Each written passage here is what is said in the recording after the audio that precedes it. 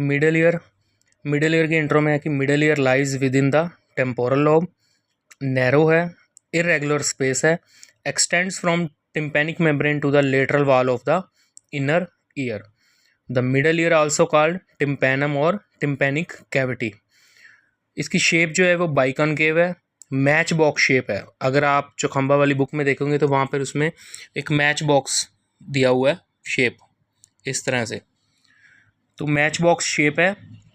Dimensions की बात करें, vertical and antero posterior diameter, इसके दो डायमीटर की अगर बात करें, एक वर्टिकल डायमीटर और एक एंटेरो पोस्टीरियर डायमीटर, तो ये 15 mm है।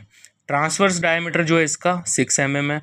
अब इसके दो पार्ट्स रहते हैं, tympanic cavity and AP tympanic cavity. AP से नाम से पता लग रहा है कि ऊपर, जो टिम्पैनिक कैविटी से ऊपर है टिम्पैनिक कैविटी है एक, और एक AP tympanic recess. Tympanic cavity की बात करें तो it lies opposite the tympanic membrane. जो आपकी टिम्पैनिक मेम्ब्रेन है which is placed obliquely in between the middle year and the outer ear, lies opposite the tympanic membrane, medially to the tympanic membrane. It contains 3 small bones, malleus, incus, stapes. Malleus incus stapes transmit sound vibrations through the middle ear. अब बात करते हैं कि एपिटिम्पैनिक recess, ये जो है lies above the tympanic membrane, जो ये टिम्पैनिक मेम्ब्रेन के ऊपर, जैसे कि हम यहाँ पे देख रहे हैं, ये this is a tympanic membrane है, ये मैलियस इनकस स्टेप्स आ गई, और ये अबव इस ये वाला ऊपर वाला जो एरिया रहता है ये रिसेस वाला रहता है, तो इसी को बोला गया epitympanic recess. Lies above the tympanic membrane, a space superior to the tympanic cavity. अब मैलियस एंड इनकस, इनकस जो है, दो जो ऑसिकल्स हैं मेल, मैलियस एंड इनकस, ये partially extend upward into the tympanic recess, ये पार्शियली एक्सटेंड कर जाते हैं ऊपर की ओर, किसमें, टिम्पैनिक रिसेस में। तो ये आपका इसके दो parts mainly, tympanic cavity and epitympanic recess. अब हम बात करते हैं boundaries of the middle ear. Boundaries में मैंने ये आपको एक चार्ट बना के दिया है, ये आप चार्ट अच्छे से देख सकते हो। इसको मैंने बहुत ही शॉर्ट में और अच्छे से बना दिया है।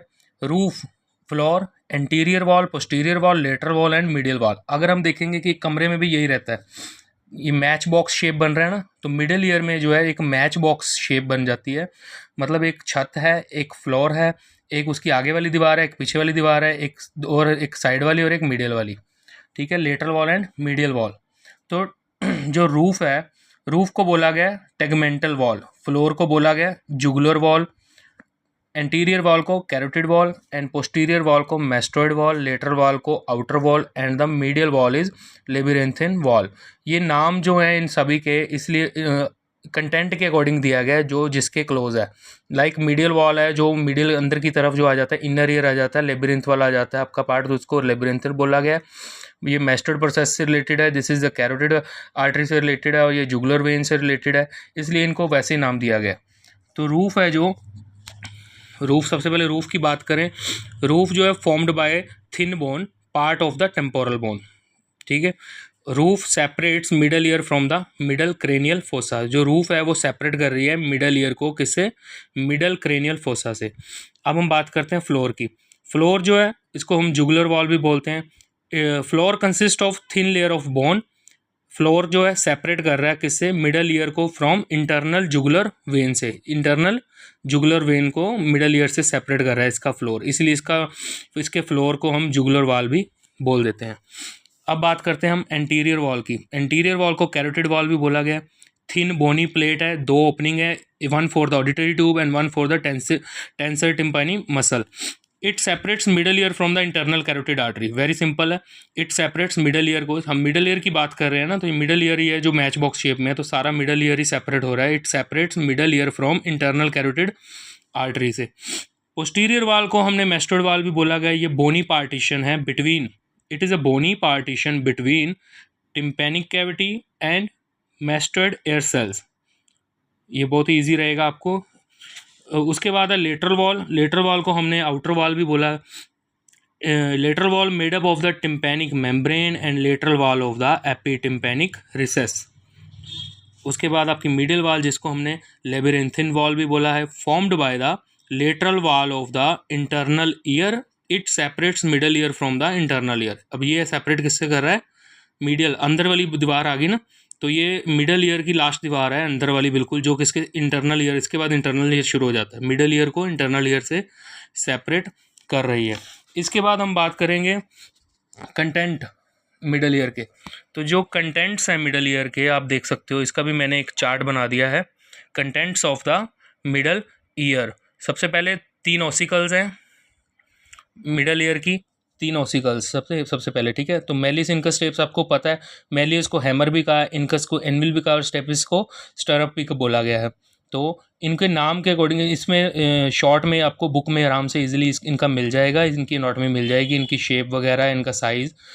Auditory ossicles are first bones to fully ossify. ये जो ऑडिटरी ऑसिकल्स हैं यानी मेलियस इनकस स्टेप्स जो हैं आपकी, ये फर्स्ट बोन्स हैं to fully ossify and are mature at the time of birth. ये फुली ओसिफाई होती है और बिल्कुल आपने बाकी बोन्स देखी होंगी जो जिनकी हम ओसिफिकेशन की बात करते हैं, तो वो सबसे पहले मोस्टली सभी बोन कार्टिलेजिनस फॉर्म में बनती है और बाद में वो हार्ड बोन में कन्वर्ट हो जाती हैं, लेकिन उनका एक टाइम पीरियड रहता है, जैसे कि कोई 17 साल में हो रही है, कोई 18 साल में हो रही है, कोई 20 साल में हो रही है, कोई 21 साल में हो रही है। लेकिन जो मेलियस इनकस स्टेप्स है, दीज ओसिकल्स आर फर्स्ट बोर्न to fully ossify and are mature at time of birth. और ये पूरी मेच्योर रहती हैं बर्थ टाइम पर भी। They do not grow afterward, उसके बाद ये ग्रो नहीं करती।